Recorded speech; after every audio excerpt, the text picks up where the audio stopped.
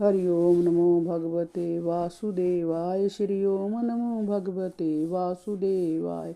जहाँ आपकी यश पताका ना फहराई जाती हो, आपके चरणों से निकली स्वर्ग में मंदाकिनी, पताल में भोगवती और मृत्युलोक में गंगा के समान पवित्र पावनी जलधारा तीनों लोकों को पवित्र करती रहती है।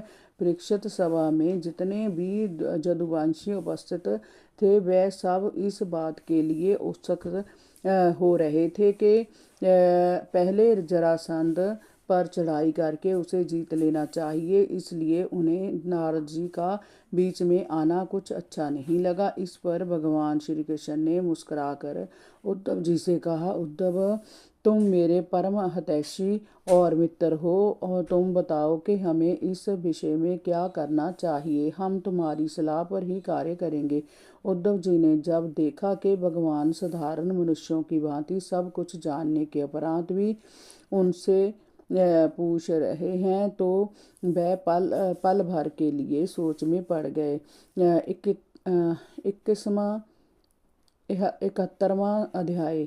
श्री कृष्ण का इंद्रप्रस्थ पधारना। उद्धव जी ने कहा, भगवान देवऋषि नारद ने आपसे कहा है कि आपको अपने फुफेरे भाई पांडवों के राज्यसूय जग में सम्मिलित होकर उनकी सहायता करनी चाहिए, किंतु यह बात भी ठीक है कि शरणागत की रक्षा अवश्य करनी चाहिए। प्रभु राजसूय जग तो वही कर सकता है जिसने 10 दिशाओं पर विजय प्राप्त कर ली हो। तब जय परम आवश्यक है कि पांडवों के जग और शरणागतों की रक्षा, इन दोनों के लिए जरासंध को जीतना अनिवार्य है। जरासंध के रहते पांडवों के राजसूय जग का कोई महत्व नहीं है।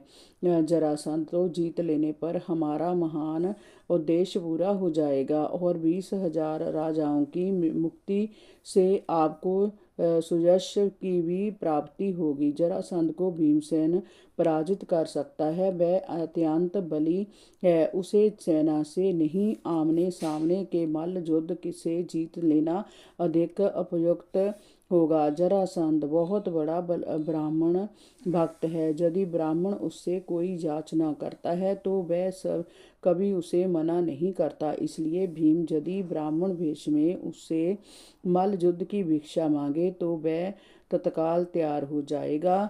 तब आपकी उपस्थिति में भीमसेन उसे मार डालेगा। हरि ओम नमो भगवते वासुदेवाय। श्री ओम नमो भगवते वासुदेवाय।